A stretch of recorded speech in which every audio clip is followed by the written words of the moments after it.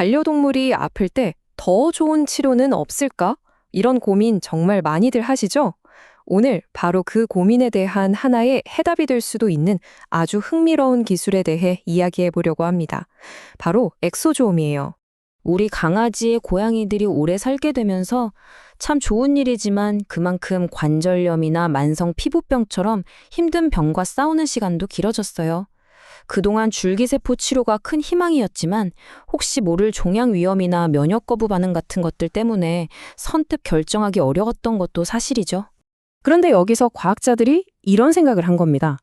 잠깐, 줄기세포의 그 놀라운 치유 능력만 쏙 뺏었을 순 없을까? 세포 자체를 쓰지 않고 말이야. 바로 이 생각에서 차세대 재생의학, 이른바 세포 없는 치료, 즉 엑소점 기술이 시작된 겁니다. 엑소점이 뭐냐면요. 줄기세포가 보내는 아주 작은 택배 상자, 뭐랄까, 초소형 배달 드론이라고 생각하면 딱 맞아요. 이 드론 안에는 여기는 고치고 저기는 재생시켜 하는 중요한 정보, 그러니까 단백질이나 RNA 같은 수리 도구들이 가득 들어있죠. 이 작은 드론들이 아픈 세포에 가서 직접 지시를 내리는 거예요. 이게 정말 게임 체인저가 될 수 있는 이유죠. 자, 그럼 줄기세포랑 뭐가 다르냐? 핵심적인 장점은 이겁니다. 엑소좀은 살아있는 세포가 아니에요. 세포가 보낸 명령서나 소포 같은 거죠. 그러니까 세포가 아닌 이때 당연히 종양을 만들 위험이 제로에 가깝고요. 우리 몸의 면역 체계가 낯선 놈이다 하고 공격할 가능성도 훨씬 적습니다. 심지어 보관도 훨씬 쉬워서 동물병원에서 바로 꺼내서 쓰기에도 정말 편하고 안전하다는 거죠. 좋아요. 이론은 알겠는데 그래서 이게 실제로 우리 반려동물들한테는 어떤 의미가 있을까요? 이미 임상 현장에서는요, 정말 치료하기 힘들었던 여러 질병에 이 기술이 쓰이고 있습니다. 아마 끝도 없이 약을 먹여도 잘 낫지 않는 관절염이나 정말 지긋지긋한 피부 알레르기 때문에 고생하는 아이들 지켜보는 보호자님들 마음은 정말 찢어지잖아요. 엑소좀은 바로 이런 경우에 새로운 희망이 될 수 있습니다. 왜냐하면 단순히 증상만 누르는 게 아니라 손상된 곳에 직접 찾아가서 이제 스스로 회복해 하고 몸의 자연 치유 스위치를 켜주는 방식이거든요. 그리고 이게 끝이 아닙니다. 적용 범위는 더 넓어져서 만성 신장 질환이나 췌장염 같은 까다로운 내부장기 질환, 심지어는 노화 자체에 대한 도전까지도 이어지고 있어요. 실제로 한 연구에서는 나이 많은 강아지들의 인지 기능이나 활동성, 그러니까 전반적인 삶의 질이 눈에 띄게 좋아졌다는 결과도 나왔습니다. 지금 보시는 이 말, 이전에는 정말 뾰족한 수가 없던 병들에서 긍정적인 변화가 보입니다. 이게 바로 현장에서 엑소좀을 사용해본 많은 수의사분들이 공통적으로 하시는 말씀이에요. 아이들의 기력이나 식욕이 돌아오고 더 편안해하는 게 눈에 보인다는 거죠. 자, 그런데요. 이렇게 장밋빛 미래만 있는 건 아닙니다. 기술이 너무 유망하고 효과가 좋다 보니까 너무 빨리 퍼져나간 거죠. 그러다 보니까 제도가 기술의 속도를 전혀 따라가지 못하는 상황이 벌어졌어요. 마치 규칙이 정해지기 전에 서부 개척시대, 와일드 웨스트처럼요. 수의사분들이나 이걸 개발하는 바이오 기업들 입장에서는 어떨까요?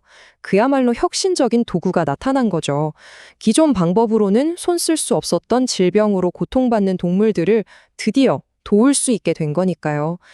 하지만 규제기관, 그러니까 정부의 입장은 완전히 다릅니다. 미국 FDA나 우리나라 농림축산검역본부 같은 곳에서는 이렇게 봐요. 어떤 물질이든 병을 치료한다고 광고하고 판매하면 그건 의약품이다. 그러니 정식 허가를 위한 모든 절차를 거쳐야 한다. 이렇게요.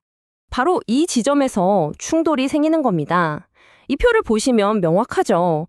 업계에서는 우리는 치료제를 파는 게 아니라 연구용 재생물질을 공급하는 거다 라고 주장하는 반면에 규제기관에서는 아니다, 허가 없이 치료 목적으로 판매하는 건 불법이다 라고 딱 잘라 말하는 거죠. 이 시각의 차이가 현재 모든 논란의 핵심이라고 할 수 있습니다. 그렇다면 이 갈등을 어떻게 풀어야 할까요? 이 혼란스러운 서부 시대를 끝내고 엑소좀 치료가 모두가 믿고 쓸 수 있는 합법적인 치료법으로 자리 잡게 하려면 우리는 무엇을 해야 할까요? 그 길은 사실 꽤 명확하지만 쉽지는 않습니다. 바로 정식의약품으로 가는 길을 밟는 거죠.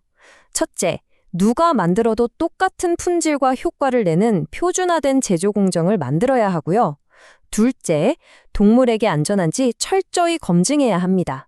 그리고 마지막으로 대규모 임상시험을 통해 이 병에 정말 효과가 있습니다. 라는 걸 과학적으로 증명해야 하죠. 이 모든 관문을 통과해야만 비로소 정식 허가를 받을 수 있는 겁니다. 문제는 바로 이겁니다.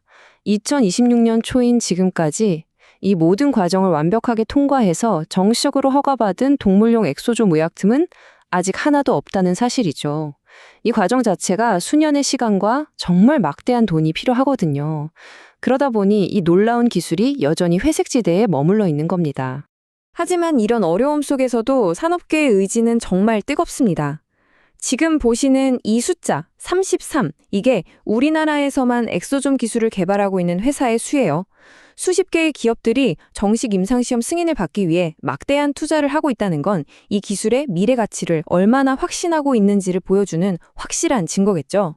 좋습니다. 만약 이 모든 규제의 허들을 성공적으로 넘는다면 과연 어떤 미래가 펼쳐질까요?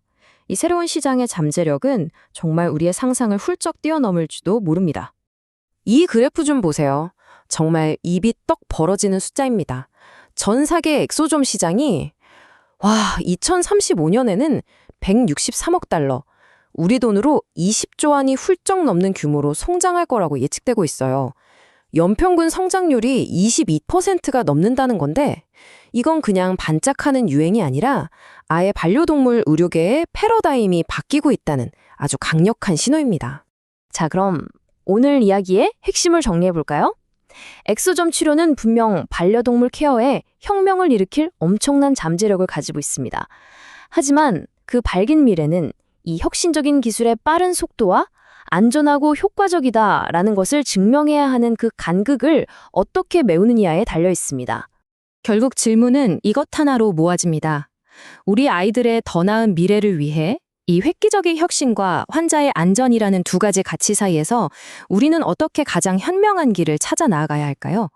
이 질문에 대한 우리의 답이 바로 다음 세대의 반려동물 의학의 모습을 결정하게 될 겁니다. 오늘 이야기는 여기까지입니다. 함께 해주셔서 감사합니다.